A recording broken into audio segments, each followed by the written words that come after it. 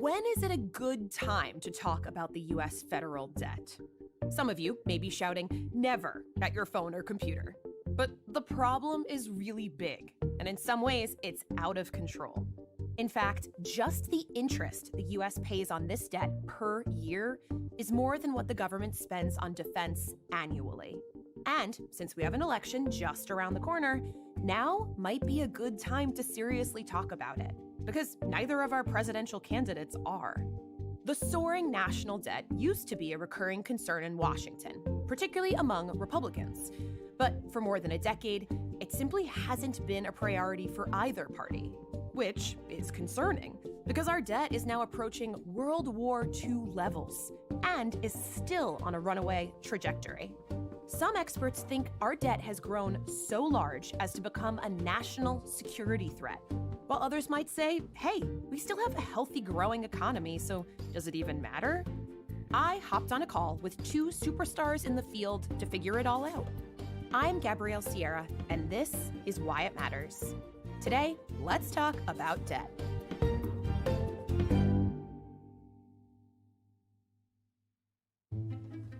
Roger, I like those glasses. Thank you. I do too. Yeah, that's my official look.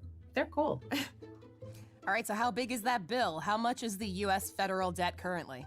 So the debt is actually so close to being at record levels right now, it's scary. This is Maya McGinnis. She's the president of the Bipartisan Committee for a Responsible Federal Budget, and for decades has been a trusted source for Congress on matters related to the U.S. budget and economic policy.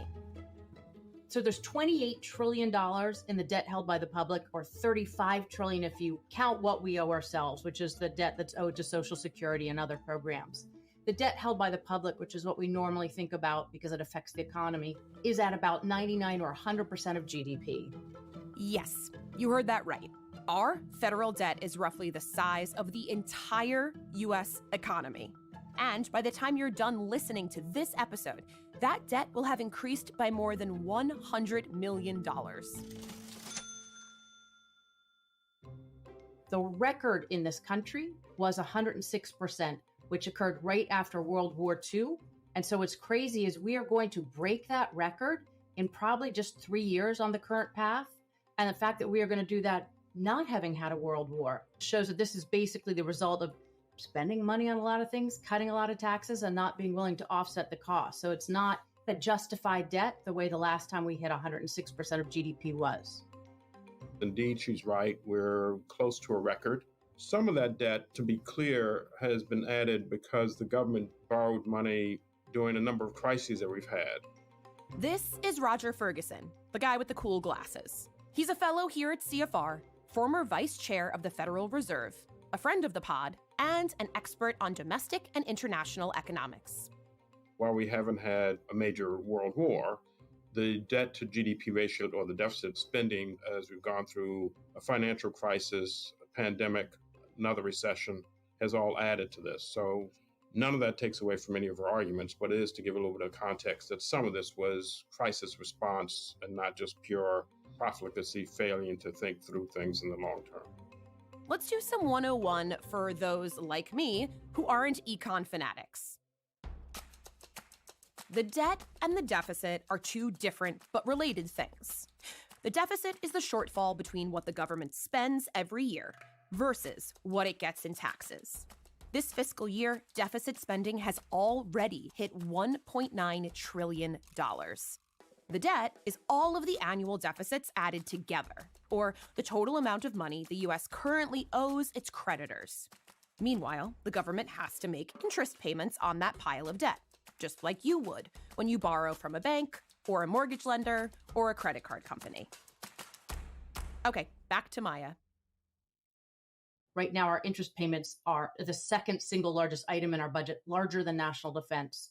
And it leaves us unable to respond to crises that come along, whether a pandemic, war, recession, the things where you should be borrowing.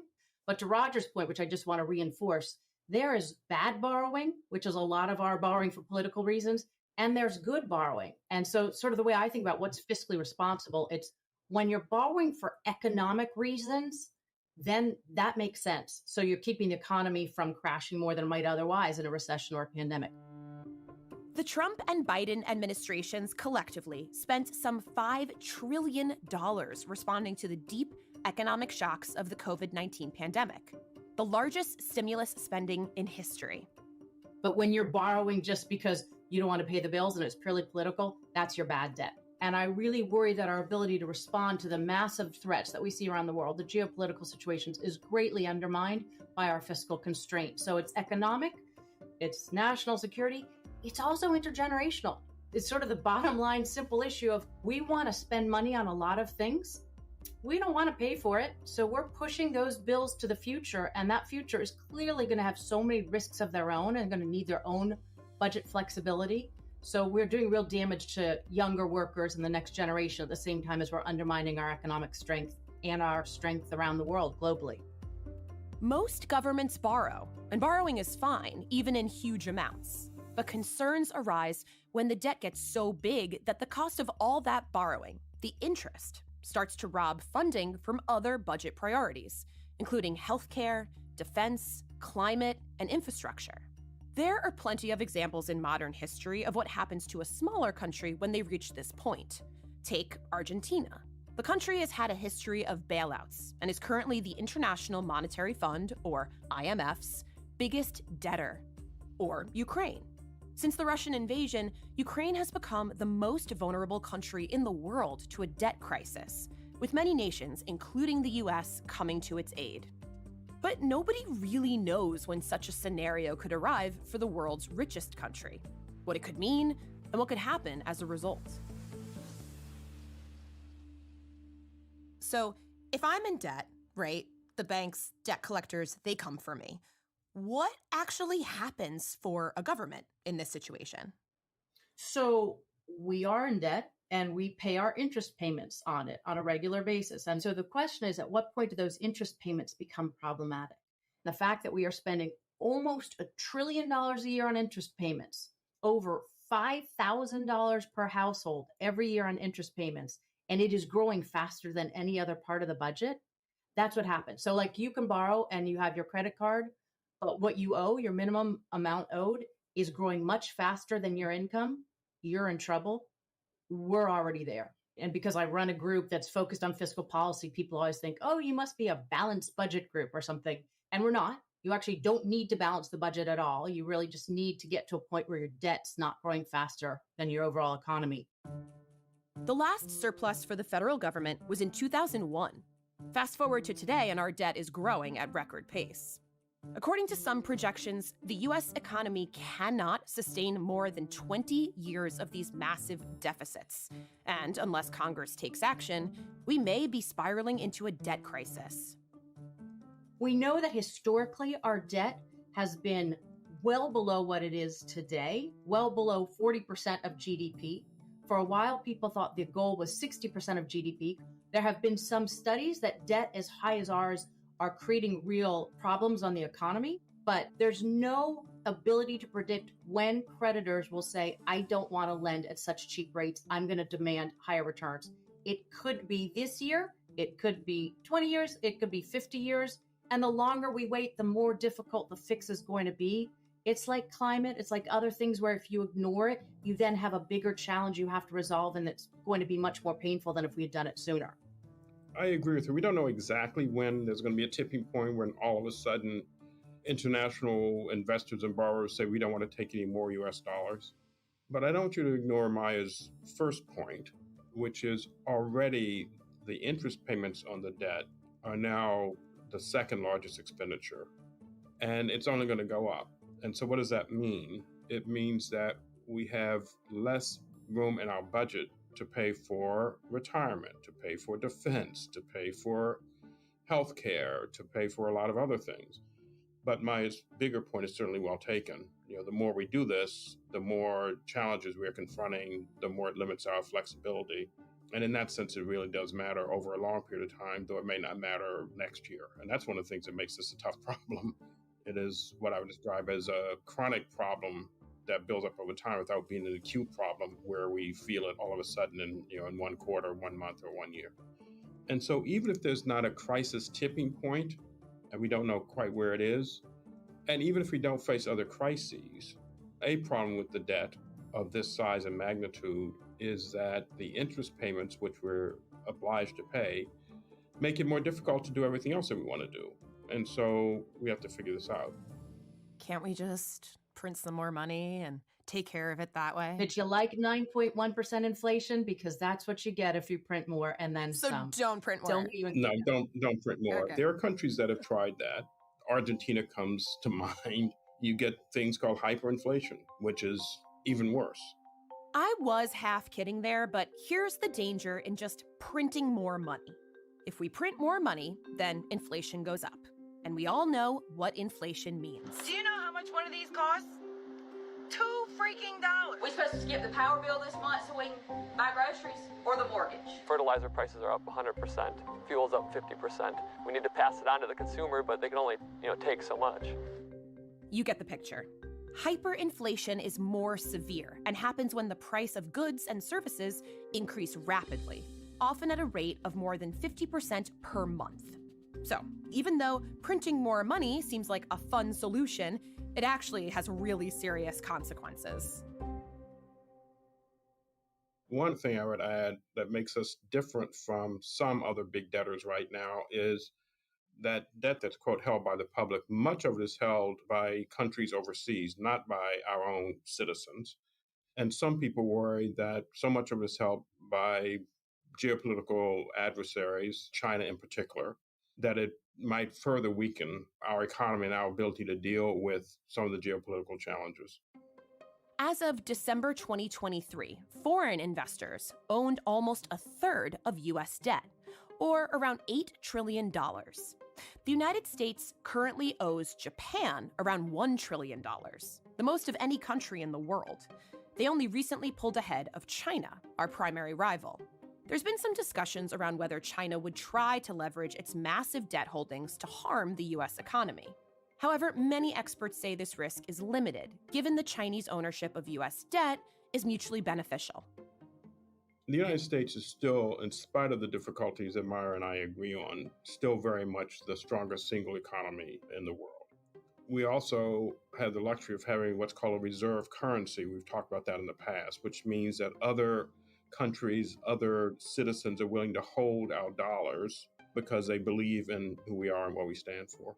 So though we may not like it in the long run, if we were to continue to borrow, what we have discovered thus far is that capital markets, investors, both here in the U.S. and overseas, are willing to hold our debt, which is a double-edged sword. It allows us to keep running deficits without confronting the ultimate risk that Maya is talking about.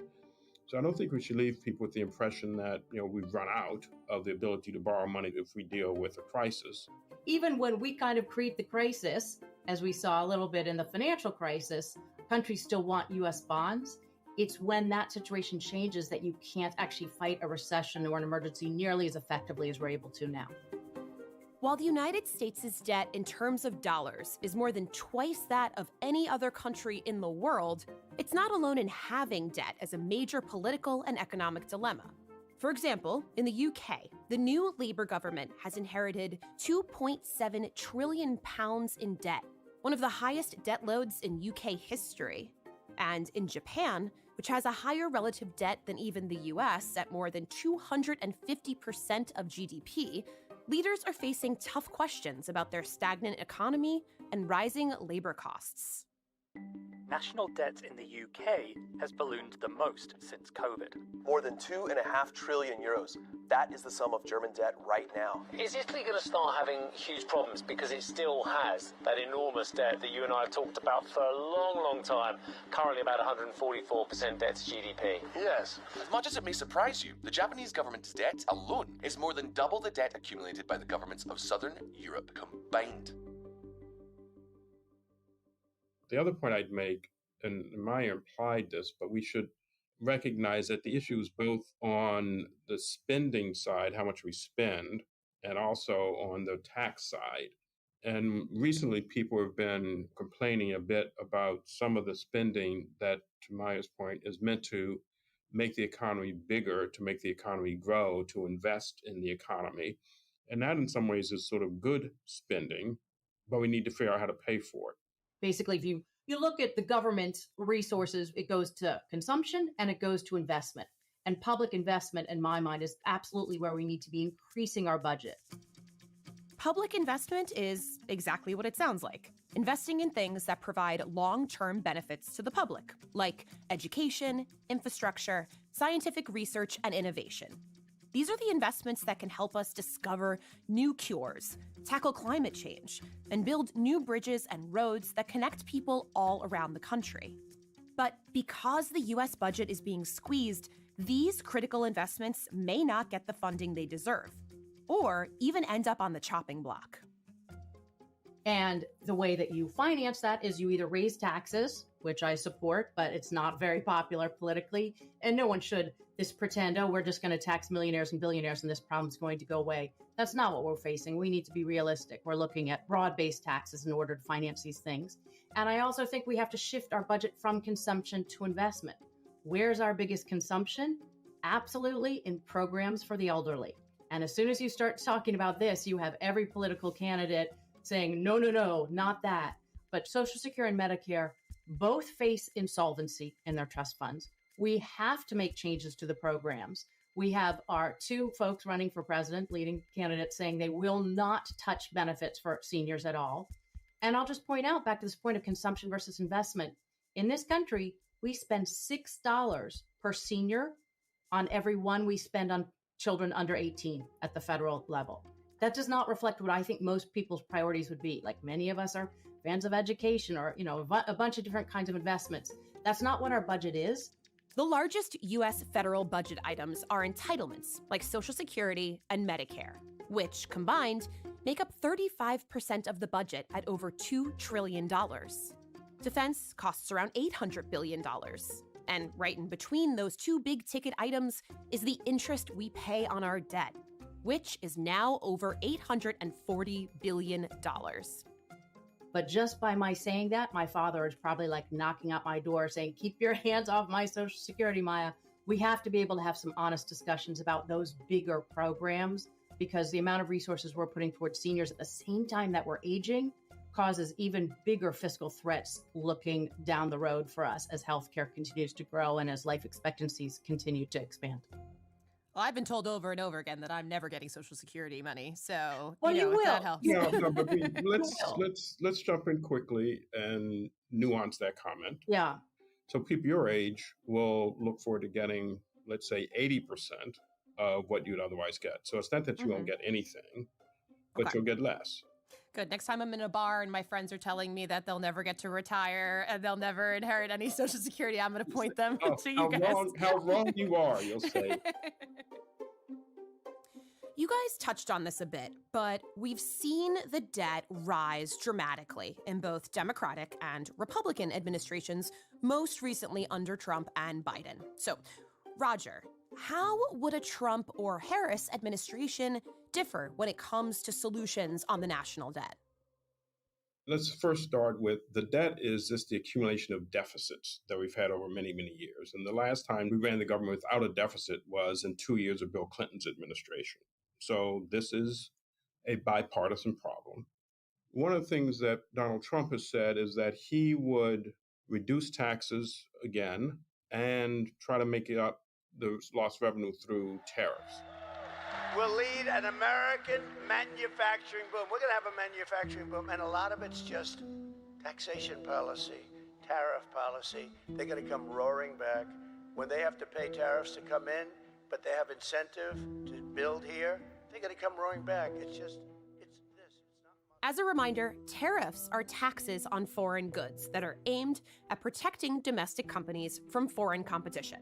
And while some see them as an important competitive tool, nowadays many economists say that their cost tends to get passed on to consumers and U.S. importers rather than the target nation. Donald Trump has proposed a series of huge tariffs, as high as 100% of the cost of certain imports. He has got some economists who think that makes good sense. Most economists, I would say, see that as being a double whammy. Increased tariffs basically are going to increase costs for all Americans because so much of what we consume, particularly goods, is imported. And reduction in taxes would add to the deficit. And so I've seen some responsible individuals suggesting that his programs would significantly worsen the deficit and debt position. Vice President Harris has put forth a set of programs that would basically increase the taxes on a small number of people, but exempt folks who are basically what she would describe as middle income. Well, instead of a Trump tax hike, we will pass a middle-class tax cut that will benefit more than 100 million Americans. Myers pointed out that you can't really balance the budget or even start to reduce the deficit if large swaths of income by middle-income Americans are exempted. So people expect her proposals to also increase the deficit, but probably far less than Donald Trump's as we see it thus far. She has also suggested making permanent some different expenditures that we might all think are wise, but figure out how to pay for it. For example, the tax credit for individuals, she would double that. That might fit into Maya's theory, which I share, that we should be investing in childhood education, for example, but it comes at a cost. So net in this discussion, most of the analyses I've seen thus far say that Donald Trump's proposals are probably going to be much worse for this deficit and debt problem than would be Kamala Harris's proposals. But neither one of them at this stage seem to be suggesting anything that's going to lead ultimately to a balanced budget. What have been the drivers leading up to the conversations we're now having around the debt crisis? The bigger problem has been that there's been a consensus across almost all politicians that we can't raise taxes.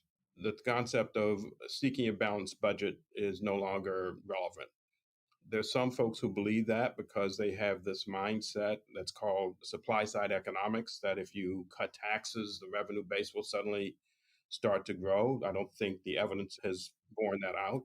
There are other people who think we just need to spend more on a number of really good social programs. And if we can't pay for them, so be it. The other issue that's actually confronted us, while there's a concern that all this borrowing is going to drive up interest costs, in fact, we've had 20 years where interest levels have been remarkably low. And so those of us such as myself were yelling, watch out for that debt and that deficit. Eventually, the costs are going to go up. The truth of the matter is the market has been able to absorb relatively easily the deficits that we've been running. And the final point is the easy places to cut, non-defense, non-Medicare, non-Medicare, non-Medicaid, non-Social Security, so-called discretionary, are relatively small pieces of the budget. And they get attacked all the time. We obviously have to start to think about raising it.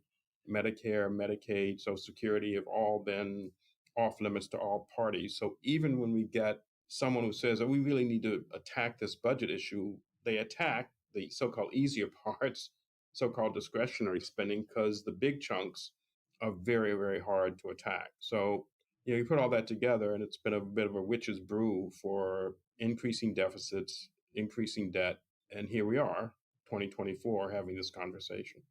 One of the huge complexities of this, I think, has been that both parties constantly is blaming this problem on the other. I can't tell you, Roger, I know you've had this, or if you're testifying, you're talking to members of Congress, they're like, yes, but if the other party hadn't done X, Y, or Z. And so Democrats say if Republicans hadn't passed all these tax cuts, we'd be fine. Actually, that's true. And Republicans say if there hadn't been all this built-in growth in the spending programs, we would be fine. Actually, that's true too. The problem is we've done them all. And so the problem is bad many times over. But nobody should be pointing fingers at anyone other than all of themselves collectively, because this is from cutting taxes, from raising spending, from having built-in programs which don't even go through the budgeting process, and then from the legitimate response to emergencies, which is what we should be borrowing for. All of those are very major contributors, which is why there's been such a significant deterioration in the fiscal condition. So everyone's to blame. Everyone is. Everyone is. No, Great. Everyone is. Well, Maya, it seems like the two of you are largely on the same page. Is there a consensus among economists on how to reduce the debt?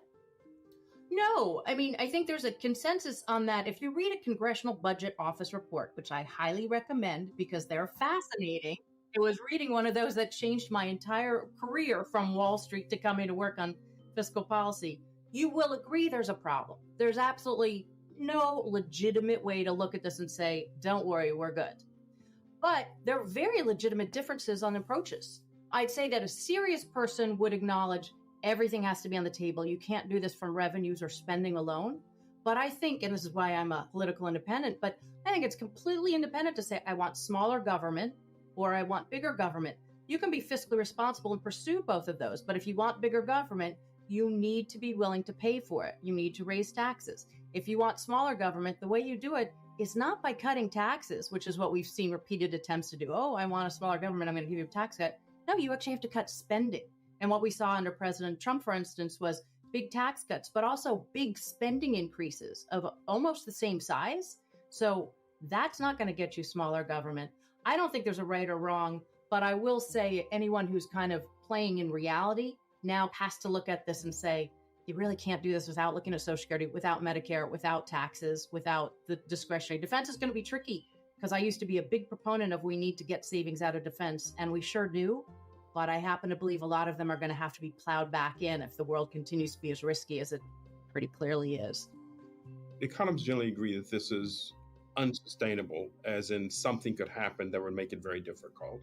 I think part of the problem is where economists fundamentally disagree, this whole notion of what does it take to allow the economy to grow more quickly. Do we get the economy to grow more quickly and become more productive by cutting taxes on certain classes of people and they invest, or do we get the economy to grow more quickly by investing in infrastructure, investing in childhood health, et cetera, and paying for that? I think where things have fallen apart in the economics profession is this whole notion of what drives, let's call it productivity. We all agree that if you had a much more productive economy that was growing more rapidly, you could create a tax structure that would allow the balanced budget to occur that we all want.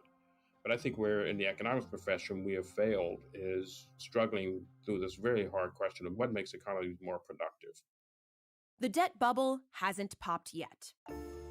And there are still ways to adjust our spending. We've made strides before. In 1983, U.S. Social Security reforms brought the program into a surplus for more than 3 decades. But the fact remains that the U.S. debt is a massive and growing liability to our welfare and ability to respond to crises at home and abroad. And nobody is quite sure what will happen if we finally reach the tipping point. The process of addressing it needs to begin, despite a thicket of political barriers decades in the making.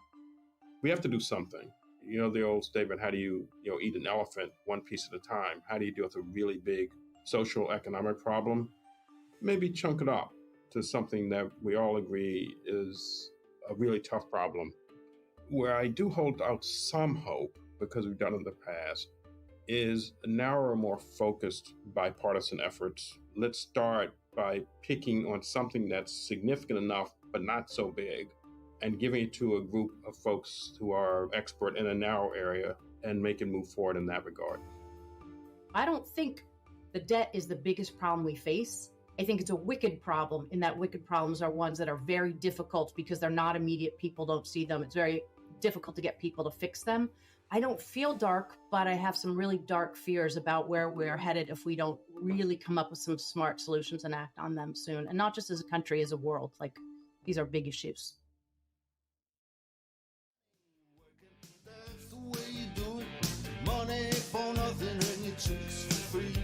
One of our CFR.org writers who moonlighted as a producer on Why It Matters has moved on to a new gig. And while we're really excited for him, we will also miss him dearly. He had a big role on pitching and building this episode, so we only thought it was fitting for him to read us out. Take it away, Noah. For resources used in this episode and more information on the mounting U.S. debt crisis, visit cfr.org/whyitmatters and take a look at the show notes. If you ever have any questions or suggestions or just want to chat with us, email at whyitmatters@cfr.org, or you can hit us up on X, better known as Twitter, at @CFR_org. Why It Matters is a production of the Council on Foreign Relations. The opinions expressed on the show are solely that of the guests, not of CFR, which takes no institutional positions on matters of policy.